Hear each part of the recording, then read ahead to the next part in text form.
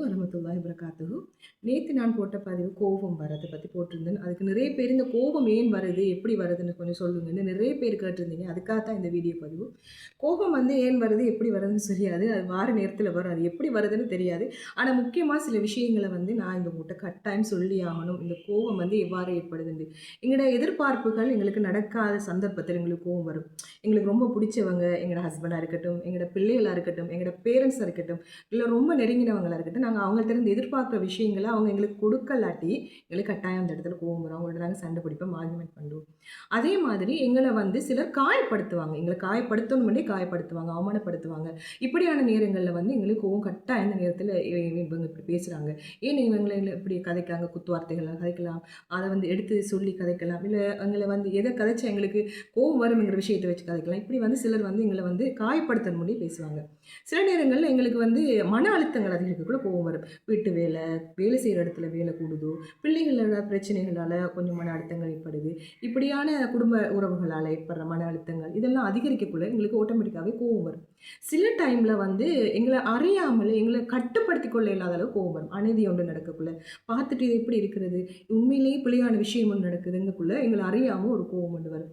உண்மையிலேயே சில நேரங்கள்ல பசி, தாகம், தூக்கங்கள் குறைவா இருக்கக்குள்ள, தூக்கம் இல்லாம இருக்கக்குள்ள, மன சோர்வா இருக்கக்குள்ள, கட்டாயம் அந்த நேரத்துல எங்களுக்கு கோவம் வரதுக்கான சான்ஸ் நிறையவே இருக்கு. இந்த 5 முக்கியமான விஷயங்களையும் நான் உங்கள்ட்ட சொல்றேன். இந்த விஷயங்கள்ல இருந்து நாங்க கோவம் வாரத்த தவிர்த்துக் கொள்றது தான் இதுல ஹைலைட்டு. ஃபர்ஸ்ட்டு எங்களுக்கு பிடிச்சவங்ககிட்ட இருந்து எங்களுக்கு அன்பு கிடைக்கலையா, நாங்க கொஞ்சம் விட்டு கொடுத்து போவோம். அவங்களே எங்கள தானா தேடி எங்கள அன்ப காட்டுவாங்க. நாங்க அந்த இடத்துல கோவப்பட்டோம்னு சொன்னா, எங்களுக்கு இருக்கிற மிச்ச மீதி அன்புமே எங்களுக்கு இல்லாம போயிடும். கொஞ்சம் பொறுமையா இருந்தோம்னா எங்களுக்கு கிடைக்கிறது பெரிய லெவல்ல தான் கிடைக்கும். அதே மாதிரி எங்களுக்கு அவமானப்படுத்துறாங்களா, எங்கள கேலி செய்றாங்களா, எங்கள குத்தி காட்டுறாங்களா, நாங்க கொஞ்சம் பொறுமையா போனோம்னு சொன்னா, அதுக்குரிய அதுக்குரிய ரிப்பீட் அவங்களுக்கே அது தானா போய் சேர்ந்துடும். அந்த நேரத்தில கொஞ்சம் நாங்க மெயினா பொறுமையா இருக்கணும். அதே நேரத்தில எங்களுக்கு சில இடங்கள்ல எங்கள கட்டுப்படுத்திக் கொள்ளாத நிலைமைகள் வருதா, அந்த இடத்துல நாங்க கொஞ்சம் ஆற போட்டு அந்த விஷயத்த நாங்க செய்யலாம். அதுக்குரிய ஆன்ஸர அந்த இடத்துலயே நாங்க எடுக்கலாம். கோவப்படுறதால எங்களுக்கு எந்த விஷயமும் எங்களுக்கு நடக்க போறதில்ல. அடுத்தது ஒழுங்கான தூக்கம் இல்ல, கவலை, வீட்ல நடக்கிற மன அழுத்தம், இதெல்லாம் நாங்க ஒழுங்கான மாதிரி நேரங்கள அட்டவணைப்படுத்தி, எந்த நேரத்தில என்ன வேலை செய்யணும்னு ஒழுங்கா செஞ்சோம்னா, அந்த டிப்ரஷன் எங்களுக்கு இல்லாம போயிரும். ஒரு வீட்டு வேலையா இருந்தாலும், ஆஃபீஸ் வேலையா இருந்தாலும், பிள்ளைகள பார்க்குற வேலையா இருந்தாலும், எல்லாத்தையுமே ஒரே டைம்ல போட்டுட்டு நாங்க அத குவிச்சு கொண்டு மன அழுத்தத்தை சேர்த்து கொண்டு இருக்காம, எல்லாத்தையும் ஒரு ஷெட்யூல் பண்ணி நாங்க அத செஞ்சோம்னு சொன்னா, அந்த மன அழுத்தம் எங்களுக்கு இல்லாம போகும்.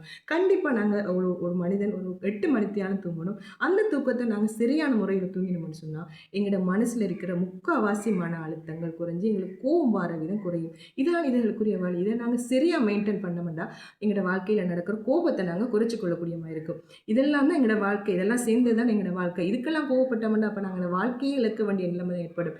இன்பம், துன்பம், ஏற்றம், தாழ்வு எங்களோட வாழ்க்கையில வர மாதிரி, இவைகள் அடிக்கடி போகும். இத நாங்க சவாலா எடுத்துட்டு, இதுல வெற்றி அடையணும், சந்தோஷமா இருக்கணும், நாங்க முன்னுக்கு வரணும், நாங்க சவால்ல ஜெயிக்கணும், நாங்க ஒரு பெரிய ஆளாக வேணும், சாதிக்கணும்னு சொல்லி எங்களோட மனசுல இருக்கும்னு சொன்னா, நாங்க இதிலிருந்து குயிக்கா வெளியாக முடியும். இத நாங்க பெருசா எடுத்துட்டு, கோவப்பட்டு, ஆவேசப்பட்டோம்னு சொன்னா, எங்களோட நிலைமை, எங்களோட வாழ்க்கையை புரட்டி போடக்கூடிய மாதிரி இருக்கும். நபிகள் நாயகம் ஸல்லல்லாஹு அலைஹி வஸல்லம் அவர்கள் கூட என்ன சொன்னாங்க?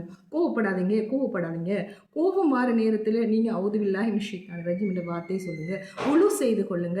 உட்கார்ந்திருந்தா படுத்துக் கொள்ளுங்க. நின்று இருந்தா இருந்து கொள்ளுங்க. இப்படியான விஷயங்கள சொன்னாங்க. அல்லாஹ் கூட கோபத்தை விழுங்குவவர்கள, கோபத்தை அடக்குவவர்கள அல்லாஹ் நேசிக்கிறான். இந்த ஓவர் திங்கிங், சில விஷயங்கள பெருசா எடுத்துக்கொண்டிருக்கிறது, எல்லாமே இயல்பு, அல்லாஹ்ட நாட்டம் ஹலாக்காது. இப்படின்னு நாங்க சில விஷயங்கள நார்மலா விட்டுட்டோம்னு சொன்னா, எல்லாத்துக்குமே ஒரு தீர்வு நார்மலாவே கிடைச்சிடும். கண்டிப்பா எல்லாரும் உங்களோட லைஃப்ல இத கொண்டு வாங்க.